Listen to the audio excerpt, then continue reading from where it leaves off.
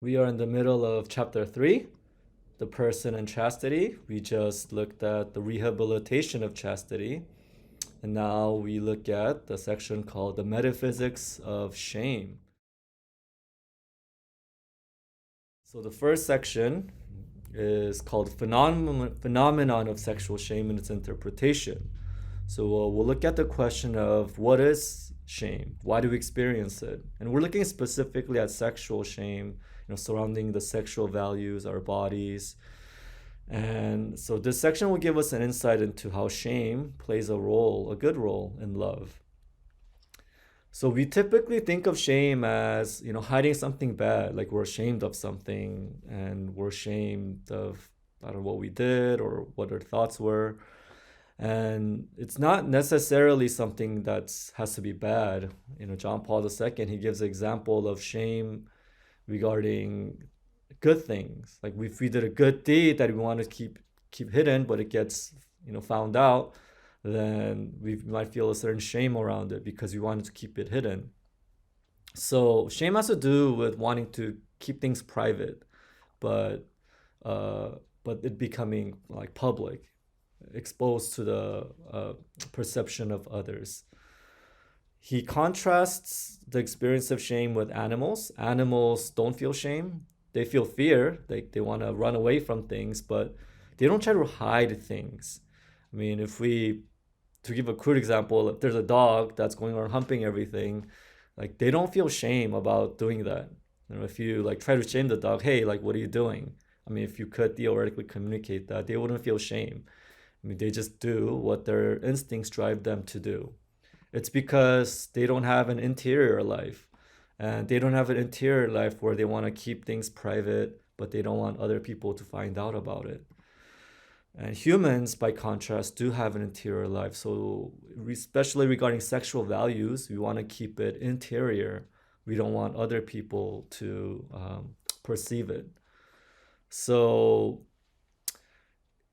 shame, it's not just about covering our bodies, because if we look at different cultures, some cultures, like for example, I mean, in islands, there are cultures where everybody's topless and there's nothing sexual about that. But it's about the sexual shame. It's about covering, hiding sexual values, not just about dress, but it's about covering the sexual values themselves, however they're expressed, or even internal thoughts and things like that. So there's two facets to this. If I feel that I'm going to be an object of sexual enjoyment, I conceal myself due to shame. So that's why I'll cover certain bodies if I feel like my body being exposed is going to make me an object of sexual pleasure for somebody.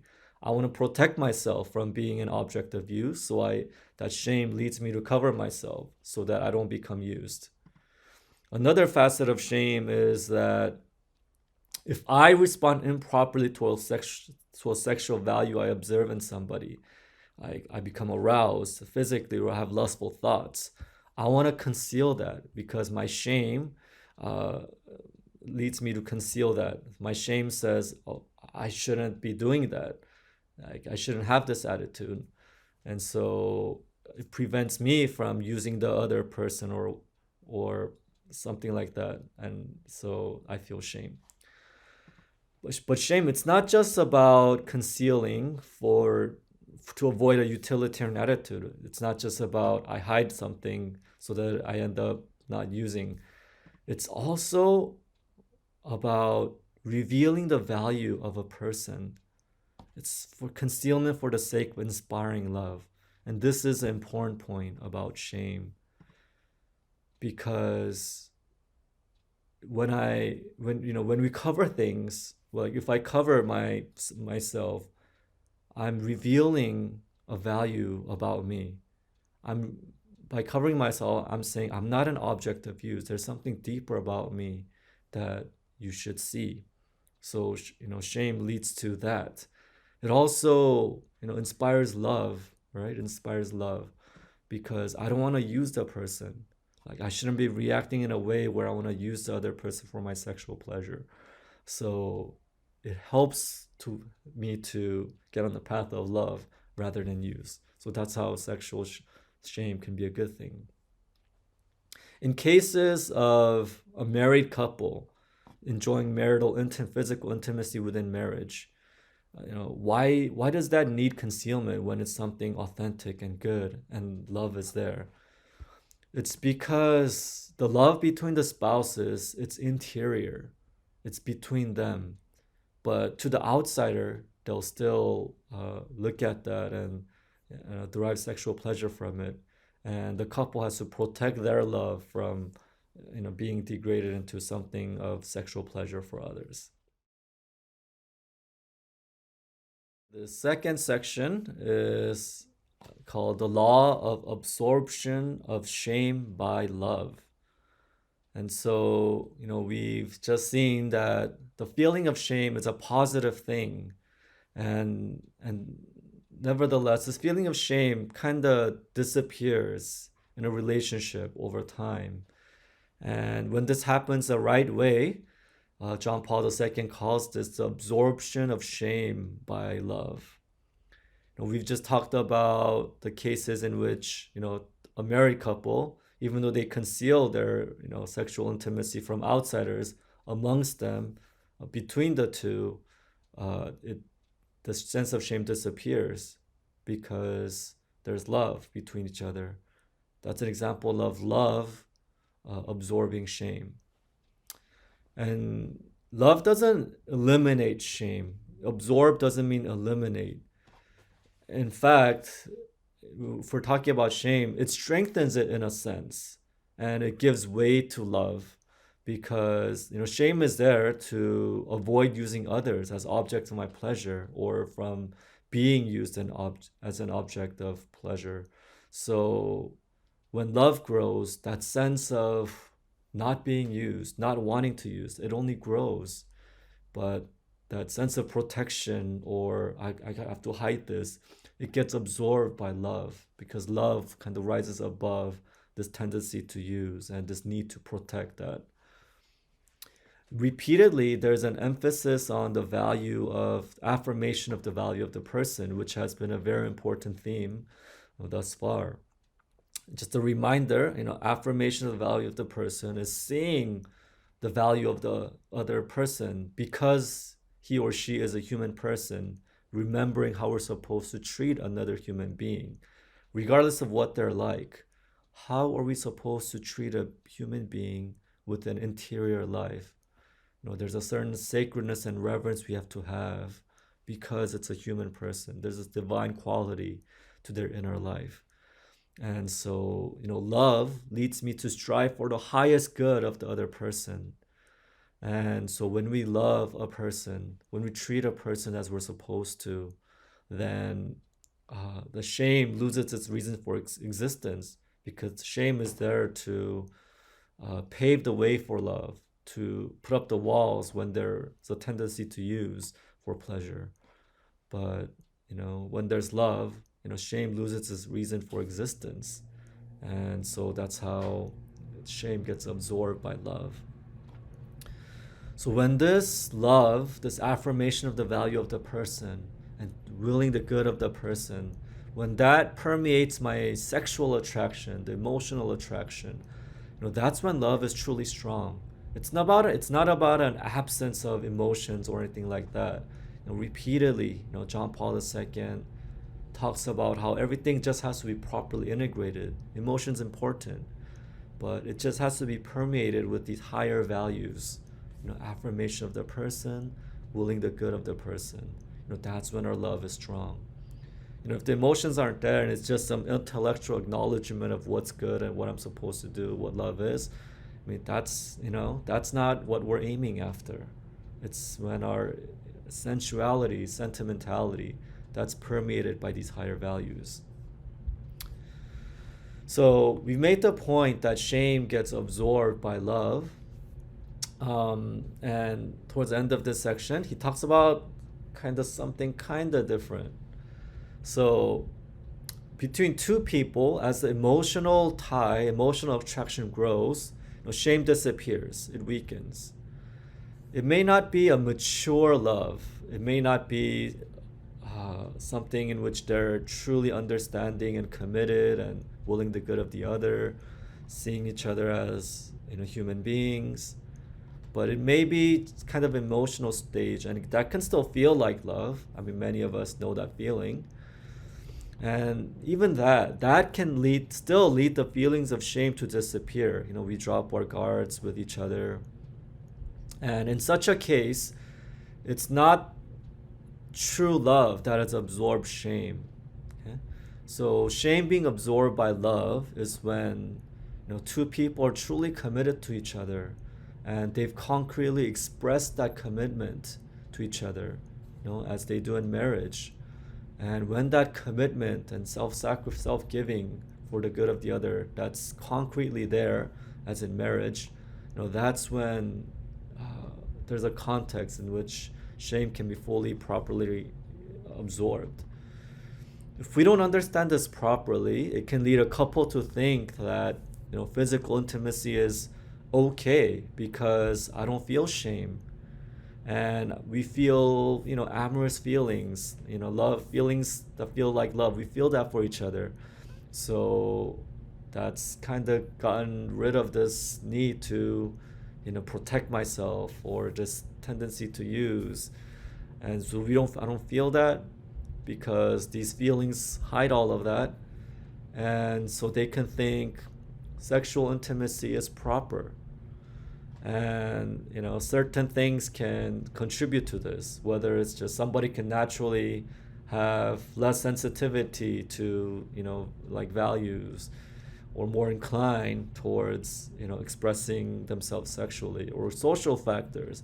Like our society today is very casual about things related to sexuality, and so all of that can lead a couple to think sexual intimacy is proper. And so does that influences the amount of shame we may feel or don't feel. So this is why the education of all of this, shame, what is proper, what is true love, all of that is important. We are now in the last section of Metaphysics of Shame, called the Problem of Shamelessness. So we've discussed so far the role of shame, why it's good, and how it becomes absorbed by love. And that's a good way in which shame leads to love. And in the end of last section, we began to talk about cases in which shame disappears in a relationship that's not fully mature. Two people who are just strongly attracted to each other begins to less feel shame, so it feels like physical intimacy is okay. So that leads to the problem of shamelessness. That there are cases when there's no love at all, and still there's no feeling of shame. I mean, if somebody's, for example, like selling their body for sexual services, there's still no shame in two people who engage in that transaction, if you call it that way. It's because they've accepted that I want to allow myself to be used, and the other person has decided I feel no shame in using this other person, and that understanding is there, so there's no shame between them. And so that's the problem of shamelessness. And so pretty much it's when you accept the use of a person. So the definition of shame, and he gives some terms and definitions to things we've been discussing already. So the definition of shame, John Paul II, is a tendency uniquely characteristic of the human person. Okay, we've discussed that in contrast with animals, only people have interior life. So it's a characteristic of the human person to conceal sexual values sufficiently to prevent them from obscuring the value of the person as such. So it's when people conceal their sexual values so that the value of the person is protected. Okay, we don't want there to be any confusion about the value of the person. That's fundamental what shame is about, helping to see the value of the person, which will lead to love. And so we talked about two different kinds. It's when one is when I conceal my sexual values so that I don't become an object of use by somebody else. So he calls that physical shame. And the other kind is when I react to a sexual value or my sexual attitudes. So I conceal that so that I don't use that other person as an object of my pleasure. He calls that emotional shame. So shamelessness is the inverse of what we just talked about, shame. And so physical shamelessness is the opposite of concealing sexual values. It accentuates sexual values. It gives prominence to sexual values. So when you're physically shameless, then you're not ashamed of revealing your sexual values. You don't care that you're going to be an object of use. Emotional shamelessness is the opposite of concealing my attitudes, my desire to use the other person.